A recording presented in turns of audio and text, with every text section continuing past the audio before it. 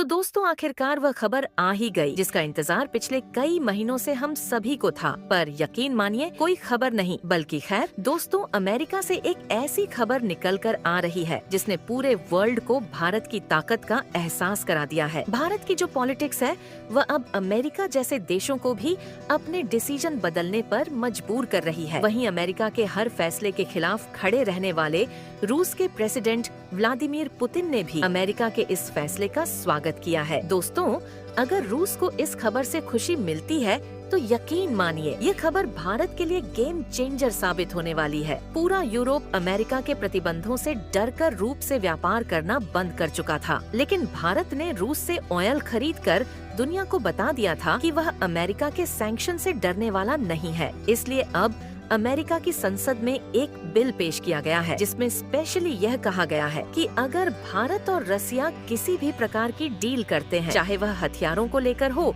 या गुड्स को लेकर, अमेरिका उस पर किसी भी प्रकार के सैंक्शन नहीं लगाएगा। अब यूरोपियन कंट्री सोच रही है कि यह छूट अमेरिका उनको भी देगा, लेकिन यह बिल सिर्फ भारत के लिए लाया गया है। दोस्तों अब आप समझ गए होंगे कि भारत उन चुनिंदा देशों में से आता है जो अपने रूल खुद सेट करते हैं। अमेरिकी सीनेटर में मांग उठ रही है कि भारत को नाटो देशों के जैसे ही अटेंशन मिलनी चाहिए, लेकिन अब आप कहोगे कि आप अगर नाटो का जिक्र होगा तो इससे रसिया तो डेफिनेटली नाराज होगा। पूरी अपडेट क्या है समझते हैं इस वीडियो में, लेकिन आगे बढ़ने से पहले भारत ने जिस प्रकार से निडर होकर रूस से ऑयल परचेज किया है उसके लिए वीडियो को लाइक करके चैनल को सब्सक्राइब जरूर करें। ये आपके लिए 1-2 सेकंड का काम है जिससे हमें काफी मदद होती है। दोस्तों अगर आप सच्चे देशभक्त हैं तो कमेंट्स में जय हिंद जय भारत जरूर लिखें। चलिए दोस्तों हम अपने टॉपिक पर आते हैं। दरअसल ट्रम्प के करीबी मार्को रूबियो ने अमेरिकी संसद में जो बिल पेश किया है उसमें कहा गया है कि अगर भारत रूस से कोई हथियार या कोई भी इक्विपमेंट खरीदता है तो हम ना तो भारत को धमकी देंगे और ना ही भारत पर कोई सैंक्शन लगाएंगे। ऑब्वियसली रशिया के लिए तो यह किसी जैकपॉट से कम नहीं है। और अगर अमेरिका के अगले राष्ट्रपति डोनाल्ड ट्रंप बनते हैं तो आप यह बात मान कर चलिए अमेरिका भारत को F-35 या उससे भी ज्यादा एडवांस लड़ाकू विमान और एडवांस हथियार बेचने और उनकी टेक्नोलॉजी शेयर करने को तैयार हो जाएगा। और अब कुछ ही दिनों पहले जैसे ही जो बाइडेन प्रेसिडेंट चुनाव से पीछे हट गए तो यह बात तय है कि आने वाले राष्ट्रपति चुनाव में डोनाल्ड ट्रंप चुनाव जीतकर फिर से अमेरिका के प्रेसिडेंट बनेंगे। और यह कंफर्म होता देख अब डोनाल्ड ट्रंप और उनके करीबी सहयोगियों ने अमेरिकी सत्ता में अपनी पॉलिसी लागू करनी स्टार्ट कर दी है। रिपब्लिकन पार्टी के बहुत ही ताकतवर और डोनाल्ड ट्रंप के सहयोगी नेता मार्को रूबियो ने अमेरिकी संसद में एक बहुत ही गेम चेंजर बिल पेश किया है और इस बिल को नाम दिया गया है इंडिया यूएस डिफेंस बिल। और इस बिल को लाने का मकसद है भारत को अमेरिका के और ज्यादा करीब लेकर आना। और इसलिए इस बिल में प्रावधान किया जा रहा है कि जिस प्रकार से अमेरिका टेक्नोलॉजी और हथियार के मामले में जापान, ब्रिटेन, फ्रांस को ट्रीट करता है वैसे ही भारत को भी ट्रीट करें और अपनी जो सबसे एडवांस टेक्नोलॉजी है जैसे कि इंजन की टेक्नोलॉजी, लड़ाकू विमान जो कि अमेरिका सिर्फ अपने खास कंट्रीज को बेचता है। खासकर इस बात पर जोर दिया जा रहा है कि भारत को सेल करने के लिए बम वर्ष विमान का अप्रूवल दिया जाए। मार्को रूबियो और रिपब्लिकन पार्टी ने तर्क यह दिया है कि इस बिल को पास करने के बाद जो अमेरिका के बढ़ते हुए खतरे हैं जैसे कि चाइना, अगर उसे काउंटर करना है तो भारत को हमें ऐसे ही ट्रीट करना होगा जैसे कि हम अपने सबसे करीबी सहयोगी जैसे कि ब्रिटेन को ट्रीट करते हैं, क्योंकि अगर हम ऐसा नहीं करेंगे तो भारत रूस के और ज्यादा करीब जाएगा। और अब से 1 महीना पहले अमेरिका ये देख भी चुका है कि पिछले 30 सालों में जो बाइडेन ने जैसे भारत के साथ व्यवहार किया है, यानी कि भारत को बिल्कुल भी इम्पोर्टेंस नहीं दी और न ही भारत के साथ कोई बड़ी डील की, तो भारत रूस के करीब ज्यादा दिख रहा है। रूस के साथ डील कर भारत में काफी ज्यादा व्यापार किया जिससे कि अमेरिका और भारत के संबंधों को नुकसान पहुंचा है और भारत अब अमेरिका पर उतना भरोसा नहीं करता और इस भरोसे को दोबारा कायम करने का काम करेगा। यह डिफेंस बिल, इस बिल में जिसकी जितनी चर्चा हो रही है उससे 10 गुना चर्चा होनी चाहिए। डिफेंस टेक्नोलॉजी की दरअसल आप जानते ही हैं कि पिछले कुछ समय में हमने देखा है कि भारत के डिफेंस इंडस्ट्री और भारत के पुराने हथियार किस तरीके से एक्सपोज हो रहे हैं। हमें इन पुराने हथियारों को रिप्लेस करना है, लेकिन हम चाहते हैं कि जितने भी हथियार हटाए उनमें से 90% या तो मेड इन इंडिया हो या भारतीय कंपनियों द्वारा बनाए गए हो। और इसके लिए हमें चाहिए ज्यादा से ज्यादा हथियारों की टेक्नोलॉजी, क्योंकि आपने देखा है पिछले कुछ समय में हमने जितने भी अपने खुद के प्रोजेक्ट स्टार्ट किए थे, चाहे वह लड़ाकू विमान हो और स्टेल्थ ड्रोन हो, सब के सब प्रोजेक्ट डीएलए होते जा रहे हैं।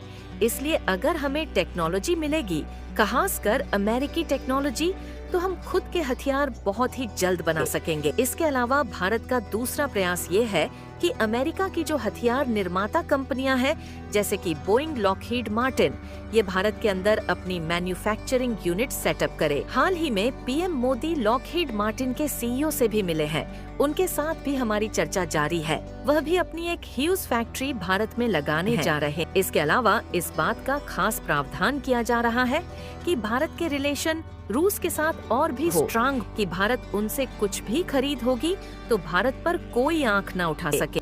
अमेरिका का जो एक बहुत ही कड़ा सैंक्शन सिस्टम है, उससे छूट मिलना अपने आप में एक बहुत बड़ा क्रूशल फैक्ट है, और मार्को रूबियो ने इसे रिकॉग्नाइज किया है। उन्हें पता है कि भारत रूस को कभी नहीं छोड़ने वाला। रूस को छोड़ना भारत के हित में ही नहीं है, क्योंकि अगर चाइना को काउंटर करना है तो ये बात हमें इंश्योर करके रखनी होगी कि रूस कभी भी पूरी तरीके से चीन के पाले में न चला जाए, क्योंकि भारत रूस और चीन को अलग रखने की चाबी की तरह है, जो कभी इन्हें एक नहीं होने दे सकती।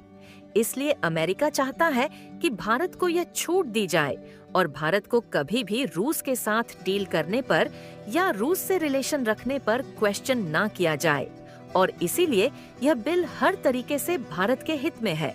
उम्मीद है कि अगर डोनाल्ड ट्रंप राष्ट्रपति बनते हैं, जिनके चांस बहुत ज्यादा हाई है, तो ऐसे में भारत को इन दोनों में से, यानी कि F-22 या F-35 में से कोई एक मिल सकता है, वह भी बहुत ही कम दामों पर, क्योंकि आप जानते ही हैं कि डोनाल्ड ट्रंप की चीन से दुश्मनी कितने घोर लेवल की है। उन्होंने ही असल में अमेरिकियों को यह बताया था कि आपका नंबर 1 दुश्मन रूस नहीं, अब चीन है, और आने वाले समय में अगर वह राष्ट्रपति बनते हैं तो चीन के लिए यह उतना ही बुरा होगा जितना भारत के लिए अच्छा। अमेरिकी सरकार के जो डिपार्टमेंट है, उन्हें यह लगता है कि पीएम मोदी ने रूस का दौरा इसलिए किया क्योंकि वह फ्रस्ट्रेट हो चुके हैं। अमेरिका की नीति से उन्हें लगता है कि जो बाइडेन ने भारत को निराश किया है, इसलिए उन्हें अंत में थक हार कर रूस के पास जाना पड़ा, जो कि भारत का पुराना इम्पोर्टेंट पार्टनर है।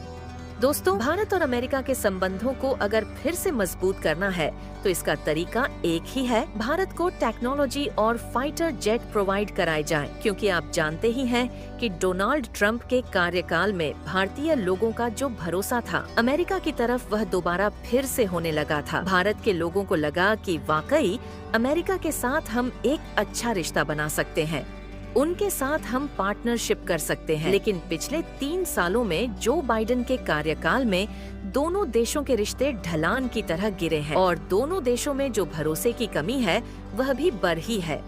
दोस्तों, आज के लिए बस इतना ही। वैसे आप सभी को यह जानकारी कैसा लगा? दोस्तों, इसके बारे में आपका क्या राय है? कमेंट बॉक्स में जरूर बताइएगा। और दोस्तों, मेरे वीडियो को देखते हैं लेकिन सब्सक्राइब नहीं करते हैं, प्लीज मेरे चैनल को सब्सक्राइब कर दे और बेल आइकन को ऑल पर सिलेक्ट करना बिल्कुल ना भूलें। मिलते हैं किसी और नॉलेजेबल वीडियो के साथ। वीडियो को अंत तक देखने के लिए बहुत बहुत धन्यवाद। जय श्री खाटू श्याम जी।